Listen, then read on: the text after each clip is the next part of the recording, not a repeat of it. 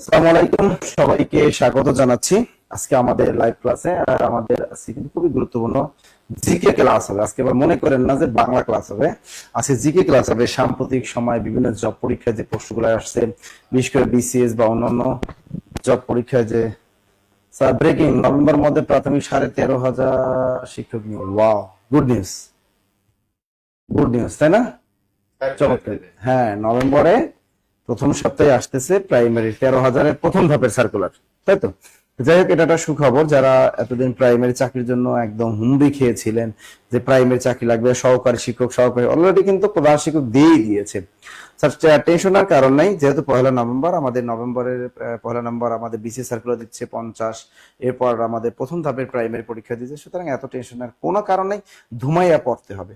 আজকে ক্লাসটা কিন্তু খুবই গুরুত্বপূর্ণ ক্লাস, বিশেষ করে যারা এই যে সাম্প্রতিক বিসিএস পরীক্ষাগুলো হলো 47, 48, 49 বিসিএস পরীক্ষা হলো, এরপর বিভিন্ন খাদ্য অধিদপ্তর থেকে শুরু করে বিভিন্ন মন্ত্রণালয় অধিদপ্তর যে চাকরি পরীক্ষাগুলো হলো, পিএসসির অধীন ব্যক্তিগত কর্মকর্তা বা এটিও নিয়োগ পরীক্ষা, এখান থেকে বাছাইকৃত কিছু গুরুত্বপূর্ণ জিকে ক্লাসের প্রশ্ন আজকে আমরা এখানে রেখেছি, যেগুলো স্যার সুন্দর মতো ব্যাখ্যা সহ আপনাদেরকে সমাধান করে দিবেন। তো সবাই খাতা কলম নিয়ে একটু দ্রুত বসে যাই। আর আজকে ক্লাসের সর্বোচ্চ শেয়ারকারীও কিন্তু ক্যারিয়ার প্লাস বাংলা বইটা পেয়ে যাবেন। টেনশনের কোনো কারণ নেই, টেনশনের কোনো কারণ নেই। আপনারা কেমন আছেন সবাই?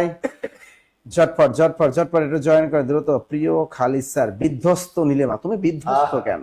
কি নাম বিধ্বস্ত, তুমি কেন বিধ্বস্ত হইলা বলো না?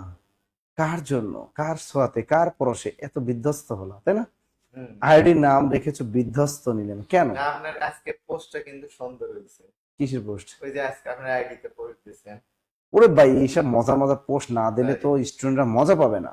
আমাদের স্টুডেন্টদের সবসময় চাঙ্গা রাখতে হবে, তাই না? সবসময় যদি আপনি স্যাড নিউজ দেন হবে না তো, মানে কিছু কিছু তো দিতে হবে। আমাদের জেসমিন হা তিনি সালাম দিয়েছেন, আসসালামু আলাইকুম। ওয়ালাইকুম আসসালাম ওয়া রাহমাতুল্লাহি ওয়া বারাকাতুহু। তাই না? এরকম কারা কাছে একটু কমেন্ট করেন, একটু কে কোন জায়গা থেকে আমাদের লাইভ ক্লাসটা যুক্ত হচ্ছেন, এবং একটু একটু কমেন্টের মাধ্যমে জানিয়ে দেন। আবার আমাদের নভেম্বরের প্রথম সপ্তাহে চলে আসতেছে প্রথম ধাপের 13,000 প্রাইমারি সহকারী শিক্ষক নিয়োগের নতুন সার্কুলার, এবং পহেলা নভেম্বর আসতেছে আমাদের 50তম বিসিএস এর নতুন সার্কুলার। ঠিক আছে, তাহলে আমাদের আমাদের সুখী আক্তার স্যার কেমন আছেন? অনেক ভালো আছি আলহামদুলিল্লাহ। সুখী আক্তার, তোমার নামটা সুখী হলো কেন? তুমি মনে হয় অনেক সুখী, তাই না স্যার? যারা অনেক সুখে থাকে তাদের নামটা এরকমই হয়, তাই তো? দ্রুত ঝটপট ঝটপট, কমেন্টের সংখ্যা কম আসতেছে কেন? আমাদের খালিদ হাসান তিনি মাদারীপুর থেকে দেখতেছেন, thank you thank you thank you. আবার বলে দিচ্ছি, সর্বোচ্চ শেয়ারকারী কিন্তু আমাদের অবশ্যই ক্যারিয়ার প্লাস বাংলা বইটা পেয়ে যাবেন। টেনশনের কোনো কারণ নেই, কোনো কারণ নেই।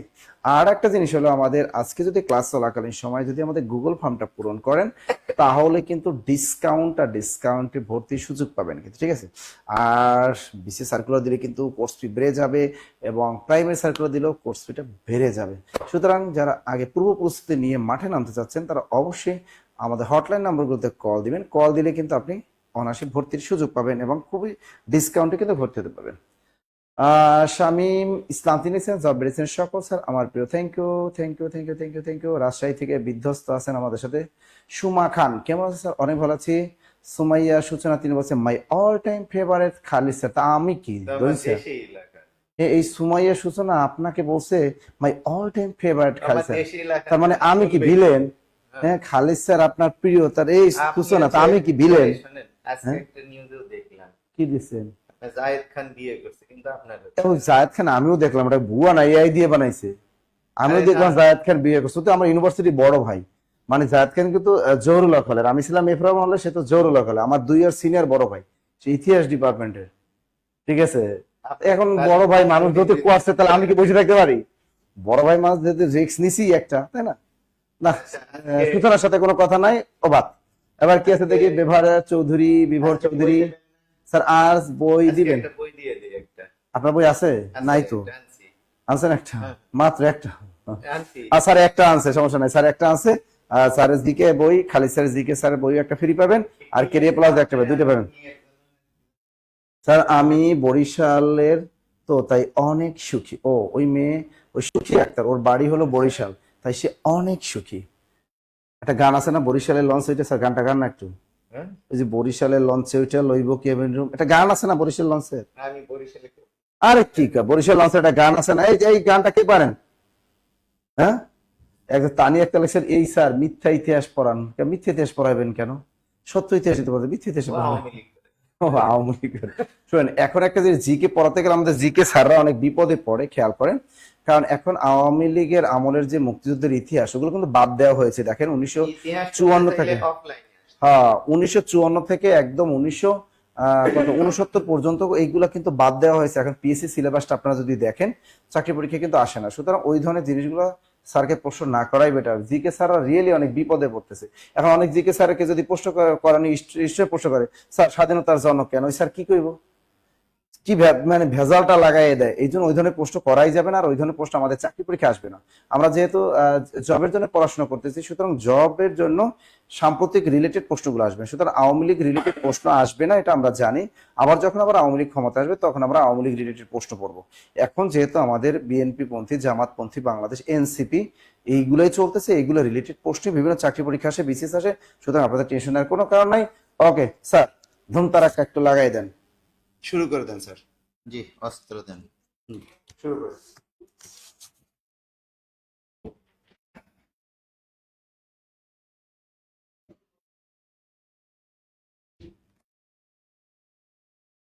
আপনারা ভালো আছেন? আজকে আপনাদের সামনে হাজির হয়েছি বাংলাদেশের মহান সংবিধানের গুরুত্বপূর্ণ কিছু প্রশ্নগুলো নিয়ে, যেগুলো বিগত বিভিন্ন জবের পরীক্ষাতে এসেছিল। এতদিন তো আপনাদেরকে শুধু আপনার ব্যাখ্যামূলকই পড়াই, মানে শুধু বর্ণনামূলকই পড়াইছি। আজকে একটু আপনাদেরকে পড়াবো আপনার কিছু এমসিকিউ, গুরুত্বপূর্ণ এমসিকিউ গুলো আপনাদেরকে কিছু পড়াবো। তার আগে একটু আপনাদের প্রতি রিকোয়েস্ট, একটু বেশি বেশি শেয়ার করবেন, বেশি বেশি একটু শেয়ার করবেন, ঠিক আছে? একটু বেশি বেশি শেয়ার করবেন। আর সর্বোচ্চ শেয়ারকারীদের জন্য আবারও একটু পুরস্কার আছে। সেটা কি? সেটা হচ্ছে Khaleej GK quick revision. Khaleej GK quick revision একটা বই আপনাদের জন্য থাকবে। সর্বোচ্চ শেয়ারকারী খালিজ জিকে কুইক রিভিশন বই থাকবে আপনাদের জন্য, ঠিক আছে? খালিজ জিকে কুইক রিভিশন, এটা খালিদ জিকে কুইক রিভিশন, ঠিক আছে? দেখেন, তাহলে আমরা শুরু করি। দেখেন, প্রথম প্রশ্নটা কি ছিল? প্রথম প্রশ্নটা হচ্ছে, সংবিধান শব্দের যথার্থ সন্ধি বিচ্ছেদ কোনটি? সংবিধান শব্দের যথার্থ সন্ধি বিচ্ছেদ কোনটি? এটা দেখেন, এটা সপ্তম বিজেএস 2012-তে এসেছিল। বিজেএস, এটা কিন্তু বিসিএস না, বিজেএস বাংলাদেশ জুডিশিয়াল সার্ভিসে এসেছিল, ঠিক আছে? আপনার এটা কিন্তু ব্যঞ্জন সন্ধি, ব্যঞ্জন সন্ধি, কিন্তু ব্যঞ্জন সন্ধি। এটা রুলসটা কি জানেন? শব্দের মাঝখানে যদি অনুস্বর থাকে, শব্দের মাঝখানে যদি কি থাকে, অনুস্বর থাকে, সেটা কি হবে? সেটা হবে ম হবে। মানে এই হিসেবে সঠিক কোনটা? ক নাম্বার। তাহলে আমরা এখান থেকে জানলাম সংবিধান শব্দের যথার্থ সন্ধি বিচ্ছেদ কোনটি। আমরা তো শুধু সংবিধানিকেই জানি, কিন্তু এর সন্ধি বিচ্ছেদ কিন্তু জানি না। তাহলে সংবিধান, এর সন্ধি বিচ্ছেদটা কি? সংযোগ বিধান। রুলসটা কি? রুলসটা হচ্ছে শব্দের মাঝখানে, শব্দের মাঝে যদি কি থাকে? অনুস্বর থাকে, অনুস্বরটা কিসে পরিণত হবে? মতে পরিণত হবে। দেখেন, এখানে শুধু ম আছে, আর এখানে কি বিশের ঘর দিয়ে করা আছে, এটা অনুস্বর আছে। এটা মানে এই তিনটার একটাও না, ঠিক আছে? সঠিকটা কোনটা? সঠিকটা হচ্ছে সংযোগ বিধান, ঠিক আছে? আর এটা কোন ধরনের সন্ধি? এটা হচ্ছে ব্যঞ্জন সন্ধি, ব্যঞ্জন সন্ধি। আমরা পরে কোশ্চেনটা আসবো, পরে কোশ্চেন, ঠিক আছে? পরে কোশ্চেনটা আমরা দেখব, গণপ্রজাতন্ত্রী বাংলাদেশের সর্বোচ্চ আইন কোনটি? গণপ্রজাতন্ত্রী বাংলাদেশের সর্বোচ্চ আইন কোনটি? দেখেন, এটা বেশ কয়েকটা পরীক্ষাতে এসেছে কিন্তু, তাই না? এটা জাতীয় গৃহায়ন কর্তৃপক্ষের হিসাব সহকারী প্লাস, দেখেন 2012 সালে এবং 2006 সালে প্রাথমিক সহকারী শিক্ষক পরীক্ষাতে কিন্তু আসছে। আর আগামী নভেম্বরের প্রথম সপ্তাহে কিন্তু 13,000 পদের সার্কুলার আসতেছে। ঠিক আছে, 13,000 প্রাইমারিতে 13,000 পদের সার্কুলার আসতেছে সহকারী শিক্ষকে। ঠিক আছে, অতএব নিয়মিত জব মেডিসিন পেজের সাথে থাকবেন, ইনশাল্লাহ ফ্রি ক্লাসগুলো পাবেন। আপনার দেখেন তাহলে গণপ্রজাতন্ত্রী বাংলাদেশের সর্বোচ্চ আইন কোনটি? সর্বোচ্চ আইন কোনটি? ঠিক আছে, এখানে কি সর্বোচ্চ আইন কোনটি? সেটা কি সংবিধান। সংবিধানকে কি বলা হয়ে থাকে? সংবিধান দেখেন এটা 7-এর এটা 2 নাম্বার অনুচ্ছেদে কিন্তু 7-এর 2 নং অনুচ্ছেদ অনুসারে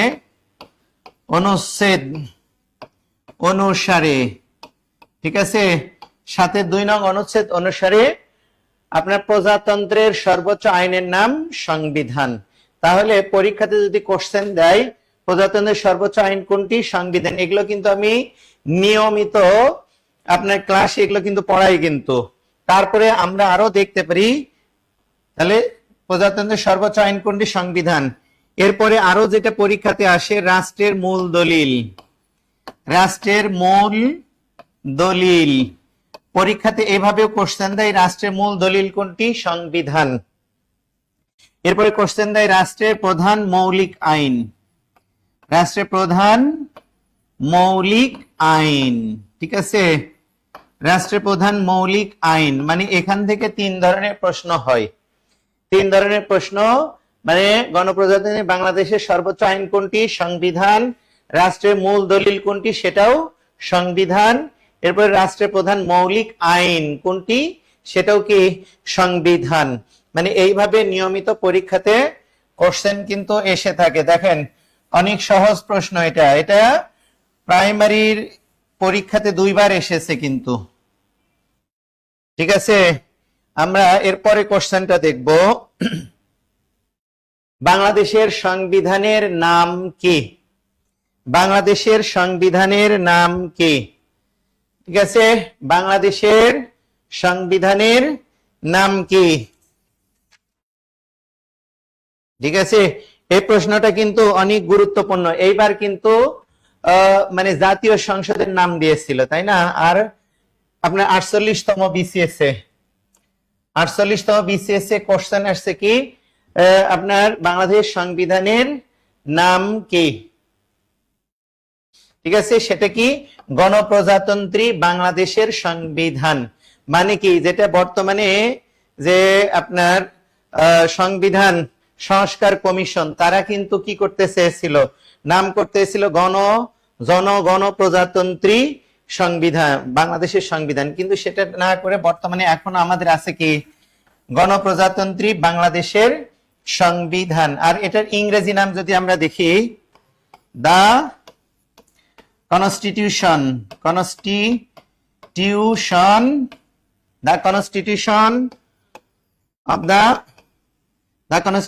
of the people's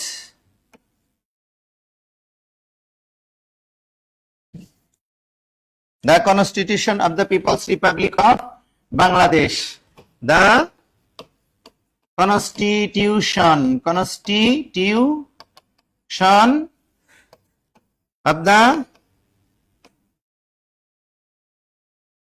People's Republic of Bangladesh মানে বাংলাদেশের সংবিধানের উপরে লেখা আছে গণপ্রজাতন্ত্রী বাংলাদেশের সংবিধান। আর ইংরেজি নামটা কি লেখা আছে? The constitution of the people's republic of Bangladesh. ঠিক আছে, তাহলে বাংলা নামটা কি? গণপ্রজাতন্ত্রী বাংলাদেশের সংবিধান। আর ইংরেজি নামটা কি? The constitution of the people's republic of Bangladesh. ঠিক আছে, দেখেন এখানে গণপ্রজাতন্ত্র কাকে বলা হয় জানেন? গণপ্রজাতন্ত্র ভাইভাতে কোশ্চেন করে কিন্তু গণপ্রজাতন্ত্র আর প্রজাতন্ত্র এই দুটার মাঝে পার্থক্যটা কি? গণপ্রজাতন্ত্র এবং প্রজাতন্ত্র, একটা রিপাবলিক আর একটা দা পিপলস রিপাবলিক। ঠিক আছে, যে রাষ্ট্রের রাষ্ট্রপতি সরাসরি জনগণের ভোটে নির্বাচিত হয় তার নাম কি? প্রজাতন্ত্র। যে রাষ্ট্রের রাষ্ট্রপতি সরাসরি জনগণের ভোটে নির্বাচিত হয় তার নামটা কি? প্রজাতন্ত্র।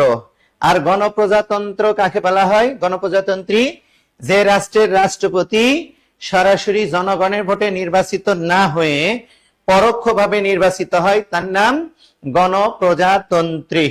গণপ্রজাতন্ত্রী মানে আমাদের বাংলাদেশের রাষ্ট্রপতি আমরা কি জনগণ নিজেদের ভোটে কি নির্বাচন করি? না, আমরা ভোট দেই কাদেরকে? সংসদ সদস্যদেরকে। সেই সংসদ সদস্যরা জাতীয় সংসদে বসে 48-এর 1 নং অনুচ্ছেদ অনুসারে কি করে থাকে?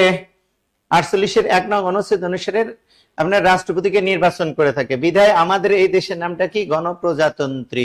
ঠিক আছে। আর আমাদের সংবিধানের নামটাও কি? গণপ্রজাতন্ত্রী বাংলাদেশের সংবিধান। ঠিক আছে, এটা অনেক গুরুত্বপূর্ণ প্রশ্ন ছিল। এরপরে প্রশ্নটা দেখেন, বাংলাদেশের সংবিধানের রক্ষক কে? এটা আসছে 44তম বিসিএস। এরপরে বাংলাদেশ নৌবাহিনী এর অফিস সহকারী 2025-এ। মানে এটা অনেক নিয়মিত কিন্তু চাকরি পরীক্ষাতে এটা এসে থাকে, নিয়মিত চাকরি পরীক্ষাতে এসে থাকে। আর আজকে আবারও বলছি, আপনার সর্বোচ্চ শেয়ারকারীরা পাবেন, সর্বোচ্চ শেয়ারকারী এই বইটা পাবেন, খালিদ জিকে কুইক রিভিশন।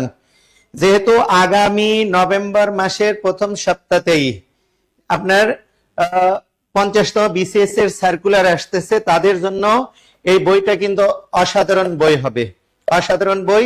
এই বইটা যারা সর্বোচ্চ শেয়ারকারী তাদের জন্য এটা থাকবে।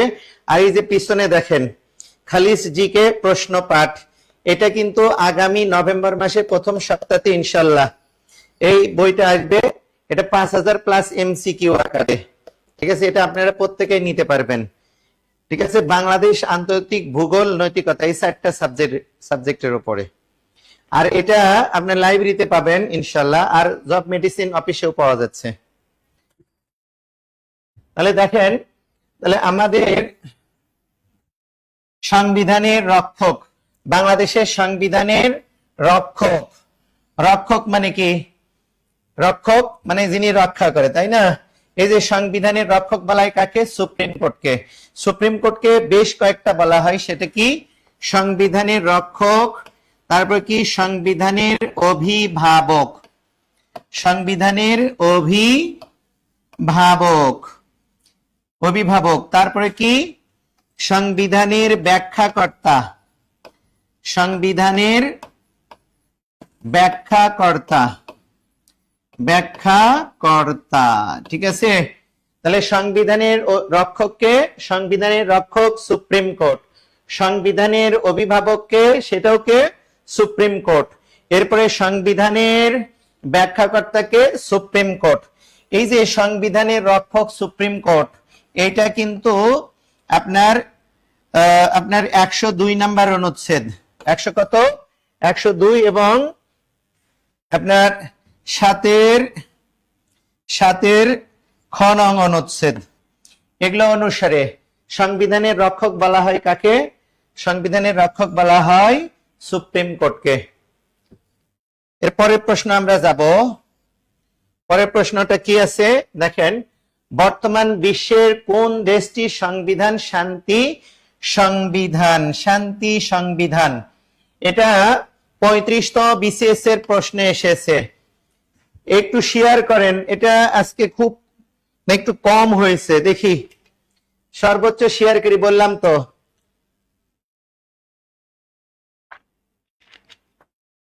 সর্বোচ্চ শেয়ারকারী খালিদ জিকে কুইক রিভিশন বইটা পাবেন। একটু দ্রুত দ্রুত শেয়ার করেন, দ্রুত শেয়ার করেন। আবারও সুসংবাদ দেই, যারা লেটে আমাদের সাথে যুক্ত হয়েছেন, মানে কিছুক্ষণ আগে যেটা আমরা জানতে পেরেছি, সেটা কি আগামী নভেম্বর মাসের প্রথম সপ্তাহের দিকেই আপনার সরকারি প্রাইমারির সহকারী শিক্ষক পদের 13,000 পদের সার্কুলার আসতেছে। তাহলে এখন পড়বেন কি পড়বেন না সেটা আপনার ব্যাপার। ঠিক আছে, আর সর্বোচ্চ শেয়ারকারী, মেনশনকারী খালিদ জিকে কুইক রিভিশন পাবেন। দ্রুত একটু শেয়ার করেন, সবাই দ্রুত শেয়ার করবেন। ঠিক আছে, তাহলে আমরা এখানে দেখি বর্তমান বিশ্বের কোন দেশটির সংবিধানকে শান্তি সংবিধান বলা হয়? শান্তি সংবিধান, এটা 35তম BCS এ আসছে, তাই না? দেখেন এখানে জাপান আছে, কোস্টারিকা আছে, সুইজারল্যান্ড আছে, পেরু আছে। এই যে জাপান, জাপান দ্বিতীয় বিশ্বযুদ্ধে কি ছিল? দ্বিতীয় বিশ্বযুদ্ধে অক্ষর শক্তি ছিল। অক্ষর শক্তি, অক্ষর শক্তি কাকে বলা হয়?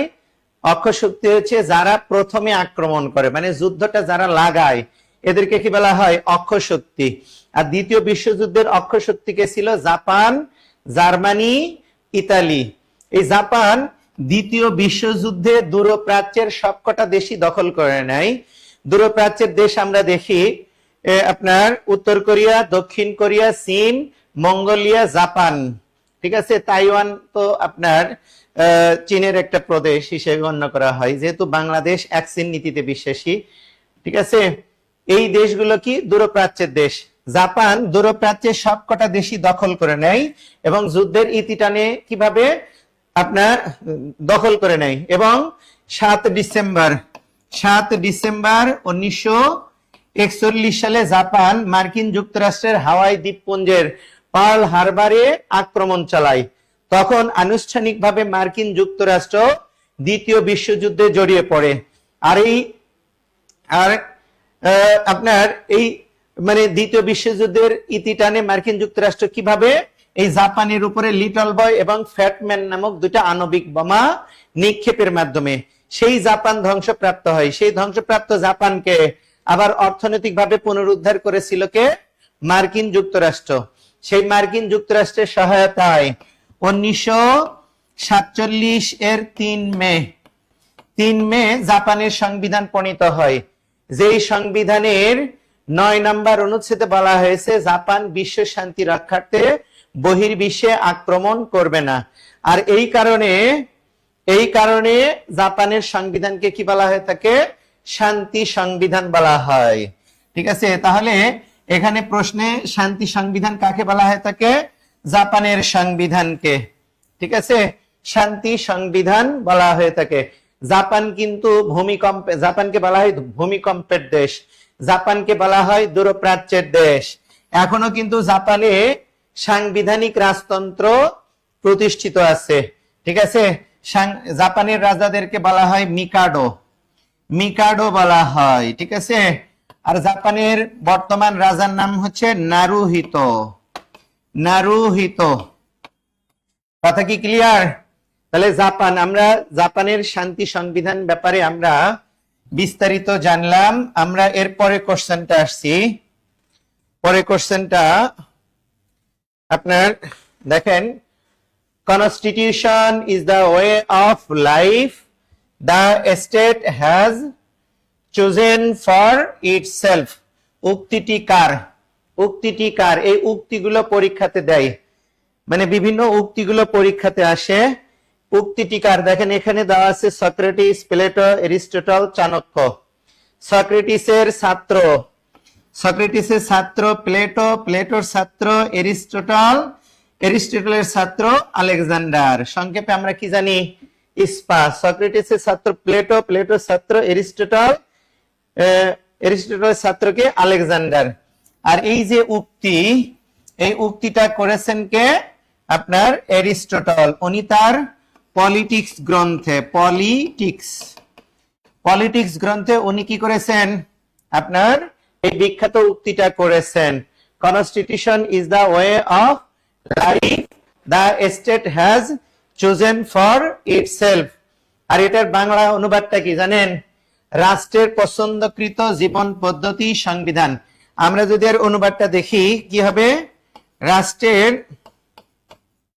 রাষ্ট্রের পছন্দকৃত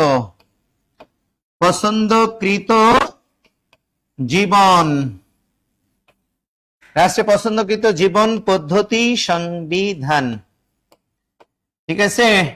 পদ্ধতি সংবিধান। কথা কি ক্লিয়ার? এই উক্তিটা কে করেছেন? গ্রিক দার্শনিক এরিস্টটল বলেছেন। এরিস্টটলের শিক্ষা কেন্দ্রের নাম কিন্তু লাইসিয়াম, তাই না? লাইসিয়াম। এরিস্টটলের শিক্ষা কেন্দ্রের নামটা কি? লাইসিয়াম। এরিস্টটলকে কি বলা হয়? লজিক বা যুক্তিবিদ্যার জনক বলা হয়ে থাকে। এরিস্টটলকে গণতন্ত্র কি জনক বলা হয়ে থাকে, কিন্তু রাষ্ট্রবিজ্ঞানেরও কি জনক বলা হয়ে থাকে। ঠিক আছে, তাহলে আমরা এরিস্টটলের এই বিখ্যাত উক্তিটা সম্পর্কে আমরা জানলাম। আসি এর পরের প্রশ্নটা দেখেন, যুক্তরাজ্যের মানে ইউকের প্রথম সাংবিধানিক দলিল কোনটি? এটা সহকারী জাজের পরীক্ষাতে আসছিল 2011 সালে। 2000 কত সালে? 11 সালে। তাহলে যুক্তরাজ্যের প্রথম সাংবিধানিক দলিল কোনটি? ঠিক আছে, আপনার মুখস্থ রাখবেন যুক্তরাজ্যের সংবিধান এটা কিন্তু ধারাবাহিকতার মাধ্যমে প্রতিষ্ঠিত হয়েছে। আর সংবিধান প্রতিষ্ঠার উপায় কিন্তু 4টা। একটা দেশের সংবিধান 4টা উপায়ে প্রতিষ্ঠিত হতে পারে। 4টা উপায়ে প্রতিষ্ঠিত হতে পারে। একটা কি? একটা হচ্ছে আপনার অনুমোদনের মাধ্যমে, আরেকটা কি সুপরিকল্পিত উপায়ে, আরেকটা কি বিপ্লবের মাধ্যমে, আরেকটা কি ধারাবাহিকতার মাধ্যমে। আর যুক্তরাষ্ট্রের সংবিধানের ধারাবাহিকতা 4টা। এক নাম্বার কি? এক নাম্বারটা হচ্ছে 1215 সালের 15 জুন রাজা জন কর্তৃক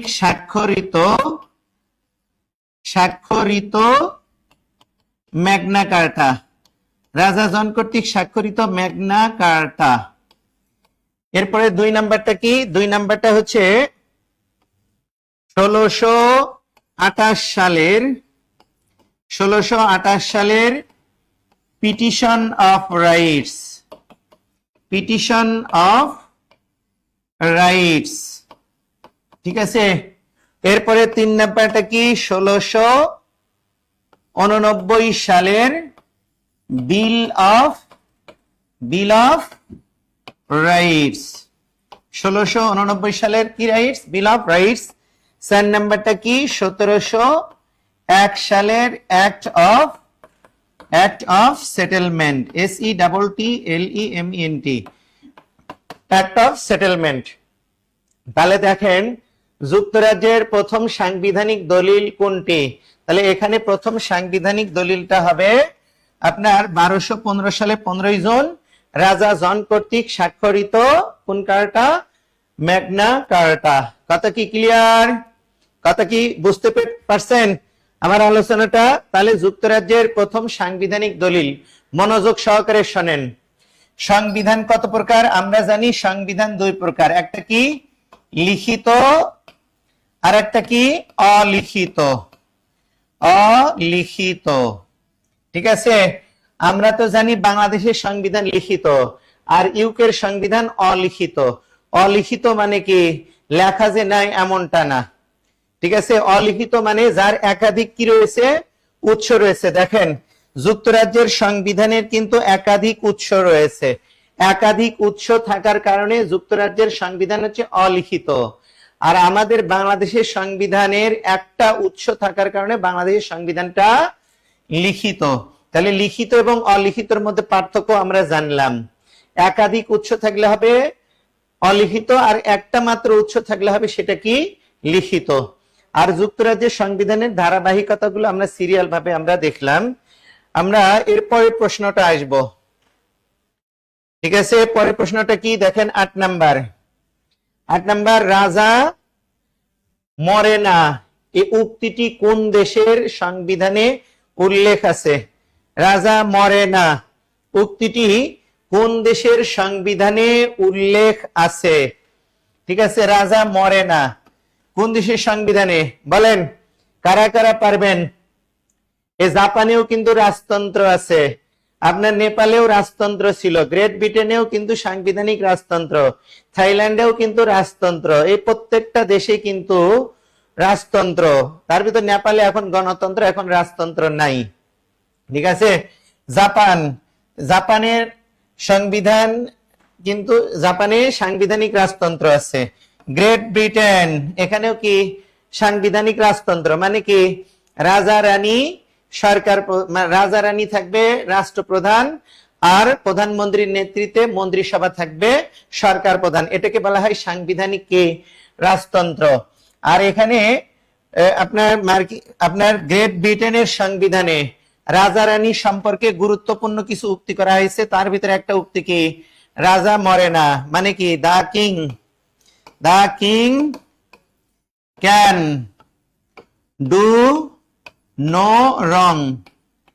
আর কি আছে, দা কিং নেভার ডাই, মানে রাজা কখনো মরে না। দা কিং নেভার ডাই, মানে রাজা কখনো কি মরে না। আরো কি উক্তি আছে, 3 নাম্বার আমরা যদি দেখি, দা কিং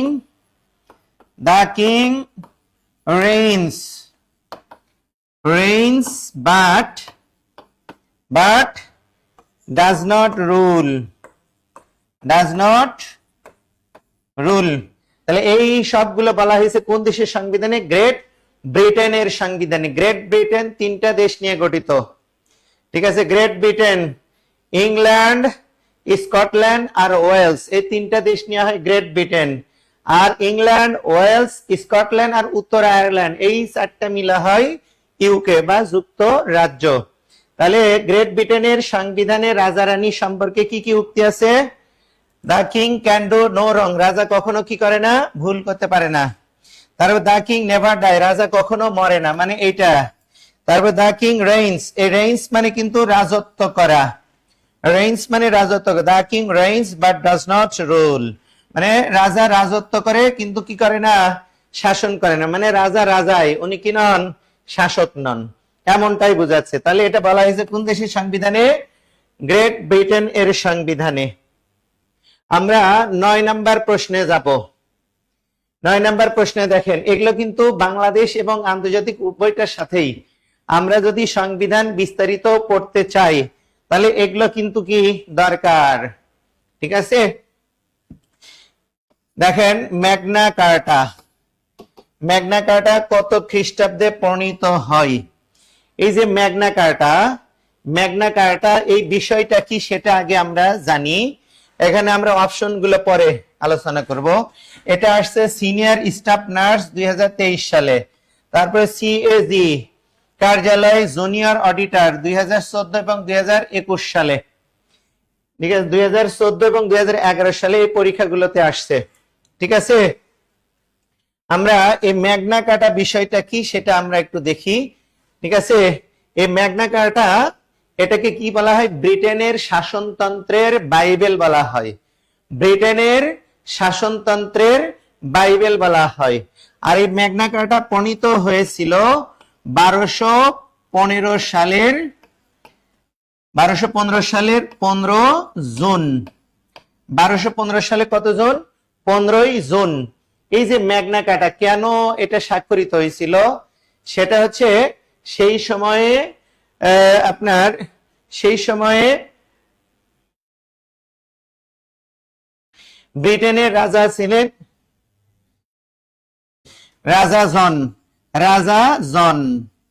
রাজা জন ছিলেন ব্রিটেনের কি রাজা জন অনেক অত্যাচারী শাসক ছিলেন। রাজা জনের পৈতৃক নিবাস ছিল ফ্রান্সে আর মাতৃনিবাস ছিল ব্রিটেনে। রাজা জন পৈতৃক সূত্রে ফ্রান্সে কিছু জমি পান, ঠিক আছে। রাজা জন পৈতৃক সূত্রে কি পান, ফ্রান্সে কিছু জমি পান। এই জমিগুলো 1204 সালের দিকে হাতছাড়া হয়ে যাচ্ছিল। তখন রাজা জন এই জমিগুলো উদ্ধার করার জন্য ফ্রান্সের সাথে যুদ্ধে লিপ্ত হওয়ার ইচ্ছা ব্যক্ত করেন। আর যুদ্ধের খরচ মিটানোর জন্য উনি কি করলেন, জমিদার ভূস্বামী ব্যারনদের উপরে অতিরিক্ত করের বোঝা চাপিয়ে দিলেন। জনগণ কর দিতে সম্মত হয়, তথাপিও যেন জমিগুলো ফেরত আসে, ঠিক আছে। যুদ্ধ হয়, বাট এই যুদ্ধে রাজা জনের শোচনীয় পরাজয় হয়। পরাজয় হইলেও রাজা জন অতিরিক্ত যে কর চাপাইছিলেন জনগণের পরে, এই কর কমাতে আর চান নাই। তখন জনগণ বিক্ষুব্ধ হয়ে ওঠে। তখন ব্যারন এর নেতৃত্বে, স্টিফানো এর নেতৃত্বে ব্যারনগণ একটা লিখিত চুক্তিনামা নিয়ে যেটা আর্চ বিশপ কন্টারবেরি এর মাধ্যমে তৈরি করা হয়েছে। চুক্তিনামা নিয়ে রাজা জনের দরবারে গিয়ে হাজির হয়।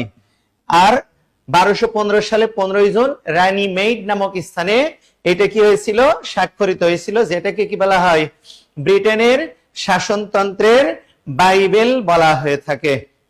ঠিক আছে, আপনার এটা 1297 সালে লিখে রাখতে পারেন। 1297 সালে ম্যাগনা কার্টা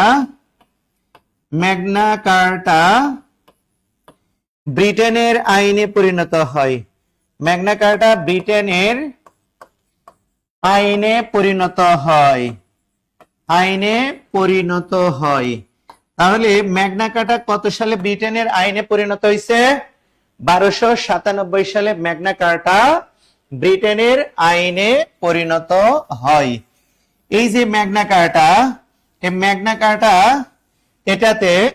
এটাতে দেখবেন 63টা ধারা আছে। ম্যাগনা কার্টা 63টা ধারা আছে, যার 1 নাম্বার ধারাতেই বলা হয়েছে কেউ আইনের ঊর্ধ্বে নয়, এমনকি রাজা রানীও।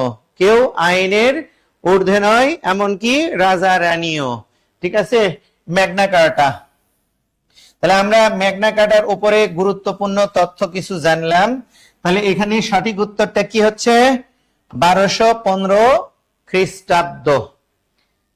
আমরা পরের প্রশ্ন যাব, 10 নম্বর প্রশ্নে। 10 নম্বর প্রশ্নে যদি দেখি, কোন দেশের সংবিধানে বর্ণিত নাগরিক অধিকার সমূহ বিল অফ রাইটস নামে পরিচিত? বিল অফ রাইটস নামে কি পরিচিত? ঠিক আছে, এই যে বিল অফ রাইটস এটা প্রণীত হয়ে, এটা ব্রিটেনের পার্লামেন্টে পাশ হয়েছিল কত সালে? 1689 সালে। 1600 কত সালে?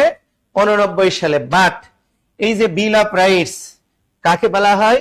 বিল অফ রাইটসটা হচ্ছে বিশ্ব মানবাধিকারের প্রথম দলিল বলা হয়। কাকে? বিল অফ রাইটস কে বিশ্ব মানবাধিকারের কি বলা হয়? দলিল বলা হয়। ঠিক আছে, দলিল বলা হয়।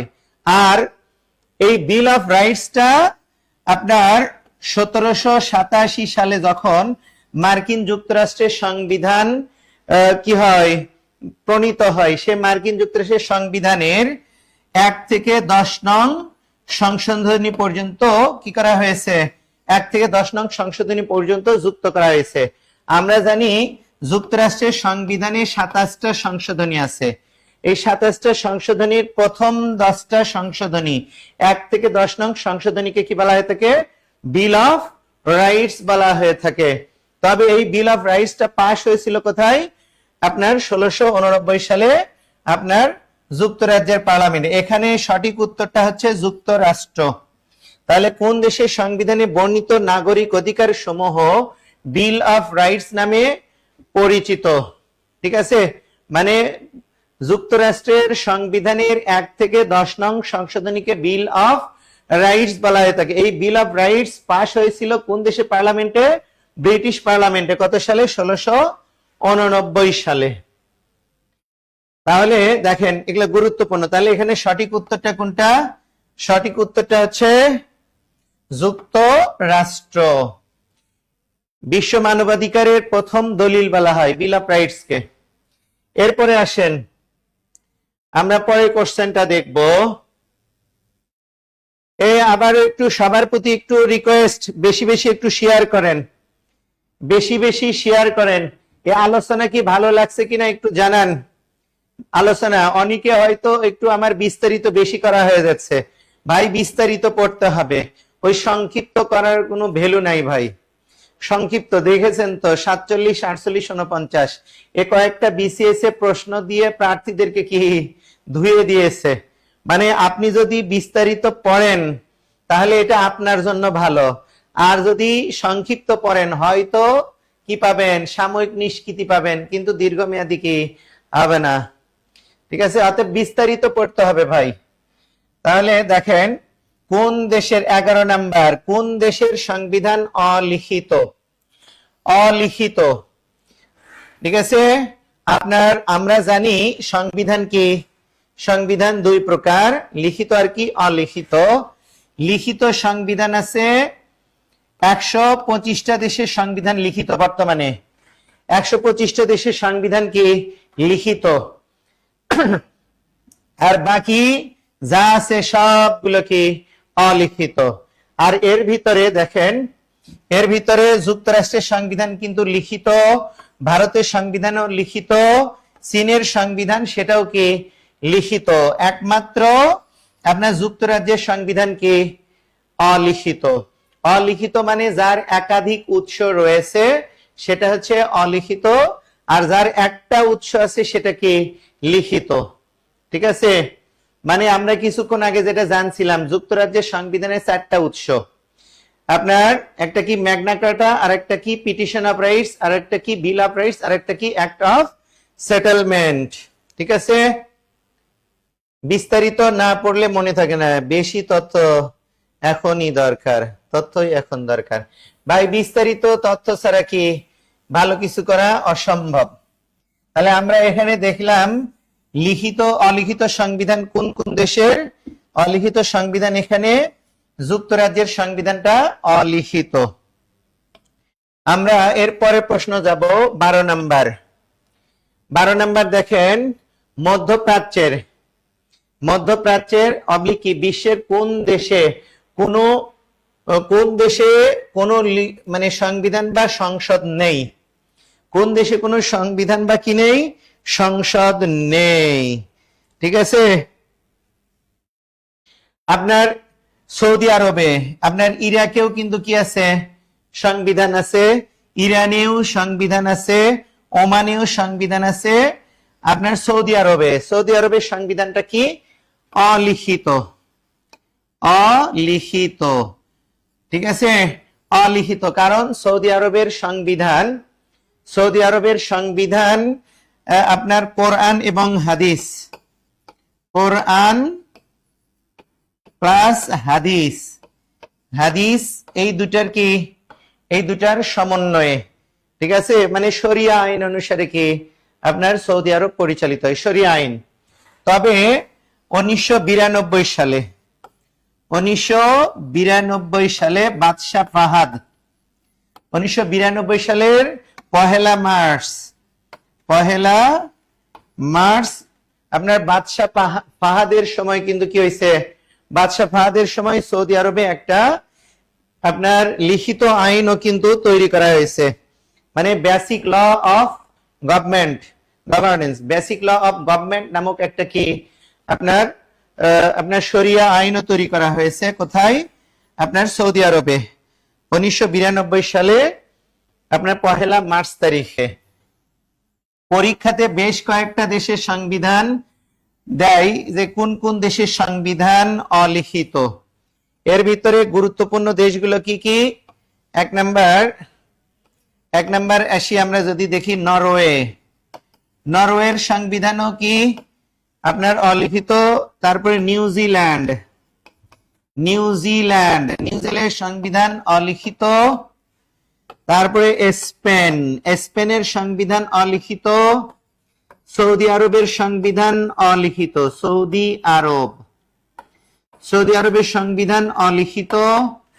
এরপরে আমরা যদি দেখি ইসরায়েলের সংবিধানও কিন্তু অলিখিত, ইসরায়েল। তারপরে কে, ইউকের সংবিধানও অলিখিত। এরপরে কানাডার সংবিধানও অলিখিত। এই দেশগুলোর সংবিধান মানে 125টা দেশের সংবিধান লিখিত, বাকি সবগুলো কি অলিখিত। তার ভিতরে পরীক্ষাতে সবচেয়ে বেশি দেয় যেগুলো, সেগুলো হচ্ছে নরওয়ে, নিউজিল্যান্ড, স্পেন, সৌদি আরব, কানাডা, ইসরায়েল আর কে ইউকে, মানে সৌদি আরব আর ইউকে, এই দুটা পরীক্ষাতে বেশি প্রশ্ন আসে। ঠিক আছে, তাহলে আমরা এরপরে প্রশ্নে যাব। তাহলে এখানে উত্তরটা হচ্ছে কিন্তু সৌদি আরব। এরপরে প্রশ্ন যাব, দেখেন যুক্তরাষ্ট্রের সংবিধান রচিত হয় কোন সনে? এটা শ্রম মন্ত্রণালয়ের অধীনে সহকারী পরিচালক 2005-এ এসেছে। যুক্তরাষ্ট্রের সংবিধান প্রণীত হয় কত সালে? আপনার মনোযোগ দেন, আমরা যদি যুক্তরাষ্ট্রের সংবিধান সম্পর্কে জানি, যুক্তরাষ্ট্রের সংবিধান এটা হচ্ছে অলিখিত, সরি অলিখিত না তো লিখিত। যুক্তরাষ্ট্রের সংবিধান হচ্ছে লিখিত। তারপরে কি আমরা দেখি প্রাচীনতম, অন্যতম প্রাচীনতম, বিশ্বের অন্যতম প্রাচীনতম সংবিধান কোন দেশের? আপনার যুক্তরাষ্ট্রের সংবিধান প্রণীত হয়। এই যুক্তরাষ্ট্রের সংবিধান প্রণীত হয় কত সালে? 1787 এর 17 সেপ্টেম্বর। তাহলে যুক্তরাষ্ট্রের সংবিধান প্রণীত হয় কত সালে? 1787 এর 17 সেপ্টেম্বর। কার্যকর হয় 1789 এর 4 মার্চ। হয়েছে? তাহলে কার্যকর হয় কখন? 1789 এর 4 মার্চ তারিখে। আর এই যুক্তরাষ্ট্রের সংবিধান রচয়িতার নামটা কি? James medicine. তাহলে পরীক্ষাতে যদি কোশ্চেন দেয় যুক্তরাষ্ট্রের সংবিধানের প্রণেতার নামটা কি? James medicine. ঠিক আছে, জেমস মেডিসন। আর এখানে সঠিক উত্তর, যুক্তরাষ্ট্রের সংবিধান রচিত হয় কোন সনে? সেটা হবে 1787 সালে রচিত হয়, আর কার্যকর হয় 1789 সালে। 1789 সালে। ঠিক আছে, আমরা পরের কোশ্চেনটা দেখব। বিশ্বের সবচেয়ে বড় সংবিধান কোন দেশের? বিশ্বের সবচেয়ে বড় সংবিধান কোন দেশের? বিশ্বের সবচেয়ে বড় সংবিধান কোন দেশের? আপনার দেখেন, ব্রিটেনের সংবিধান এটা অলিখিত। বাংলাদেশের সংবিধান এটা বিশ্বের কিন্তু 15তম বৃহত্তম সংবিধান। বাংলাদেশের সংবিধান বিশ্বের 15তম বৃহত্তম সংবিধান। আবার বাংলাদেশের সংবিধান বিশ্বের সবচেয়ে কম সময় রচিত সংবিধান, মাত্র 209 দিন, মানে 181 দিনে তৈরি হয়েছে, 209 দিনে কার্যকর হয়েছে। আমেরিকার সংবিধান এটা বিশ্বের সবচেয়ে ক্ষুদ্রতম সংবিধান। আর ভারতের সংবিধান বিশ্বের আপনার সবচেয়ে বড় সংবিধান। মানে কি? মানে ভারতের সংবিধানে 395টা অনুচ্ছেদ আছে, এরপরে 22টা ভাগ আছে, 22টি ভাগ, 12টা তফসিল আছে, 12টা তফসিল আছে, 113 মতান্তরে 114টা সংশোধনী আছে। ঠিক আছে, কোন দেশের সংবিধানে? ভারতের সংবিধানে 395টা অনুচ্ছেদ, 12টা ভাগ আছে, 12টা কি আছে? তফসিল আছে, 113 মতান্তরে 114টা সংশোধনী আছে। ঠিক আছে, 100 কয়টা? 113 মতান্তরে 14টা সংশোধনী আছে। ঠিক আছে, তাহলে আমরা এখানে দেখলাম বিশ্বের সবচেয়ে বড় সংবিধান কোন দেশের। যদি বিশ্বের সবচেয়ে বড় থাকে তাহলে ভারতের সংবিধান, আর বিশ্বের সবচেয়ে ছোট থাকে তাহলে যুক্তরাষ্ট্রের সংবিধান। এরপরে দেখেন 15 নম্বর প্রশ্ন। 15 নম্বর প্রশ্ন, কোন দেশের সংবিধান সবচেয়ে ছোট? কোন দেশের সংবিধান সবচেয়ে ছোট? এটা নির্বাচন কমিশন বিভিন্ন পদে আসছে 2015 সালে। 15 সালে দেখেন, এটা আপনার বিশ্বের কোন দেশের সংবিধান সবচেয়ে ছোট? এখানে দেখেন ভারতের সংবিধান কি? সবচেয়ে বড়। কানাডার সংবিধান অলিখিত। জাপানের সংবিধানও কি শান্তি সংবিধান, এটা ছোট। যুক্তরাষ্ট্রের সংবিধান কি? যুক্তরাষ্ট্রের সংবিধান আপনার এ প্রশ্নে লেখা, যুক্তরাষ্ট্রের সংবিধান সবচেয়ে কি? ছোট। আমরা যদি যুক্তরাষ্ট্রের সংবিধান সম্পর্কে একটু জানি, যুক্তরাষ্ট্রের সংবিধান, এই যুক্তরাষ্ট্রের সংবিধানে অনুচ্ছেদ আছে মাত্র 7টা অনুচ্ছেদ আছে, আর সংশোধনী আছে 27টি সংশোধনী আছে। মানে যুক্তরাষ্ট্রের সংবিধানে আপনার 60টা অনুচ্ছেদ আছে আর 27টা কি আছে সংশোধনী, আর আপনার শব্দ আছে 4444টি শব্দ আছে, 4444টা শব্দ আছে যুক্তরাষ্ট্রের সংবিধানে। ঠিক আছে, তাহলে যুক্তরাষ্ট্রের সংবিধানে কয়টা শব্দ? 4444টা।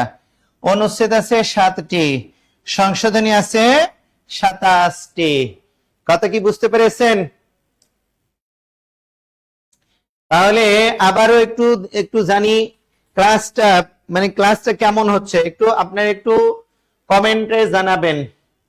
ঠিক আছে, এটা জব মেডিসিনের পেজে এই প্রথম আপনার কি এমসিকিউ আকারে নিচ্ছি। আমার হয়তো বিস্তারিত ক্লাসগুলো আপনারা পেয়েছেন, আর ইনশাআল্লাহ যারা সর্বোচ্চ শেয়ার করবেন তাদের জন্য থাকছে খালিদ জিকে কুইক রিভিশন। আজকের ক্লাসটা সর্বোচ্চ শেয়ারকারীর জন্য থাকবে খালিদ জিকে কুইক রিভিশন। আগামী কিন্তু আপনার 1 নভেম্বর 50তম বিসিএস সার্কুলার আসতেছে, জানুয়ারি নাগাদ হয়তো পরীক্ষা হবে। আপনারা কি এই খালিদ জিকে কুইক রিভিশন, এটা কিন্তু অনেক স্বল্প পরিসরে, বাংলাদেশ আন্তর্জাতিক ভূগোল নৈতিকতা, এই 4টা সাবজেক্টের উপরে বইটা। ঠিক আছে, প্রতিটা বিসিএস খুব ভালো কমন থাকে। আর এই যে দেখেন জিকে প্রশ্নপাঠ, এইটা 5000 প্লাস এমসিকিউ আকারে আগামী আপনার 10 থেকে 15 নভেম্বর তারিখে এটাও প্রকাশিত হবে ইনশাআল্লাহ। মানে এটা শুধু এমসিকিউ আকারে আসবে, আর এটা কি বিস্তারিত আকারে। ঠিক আছে, সবাই আপনারা পাবেন, সর্বোচ্চ শেয়ার করে এটা পাবেন, দ্রুত শেয়ার করেন।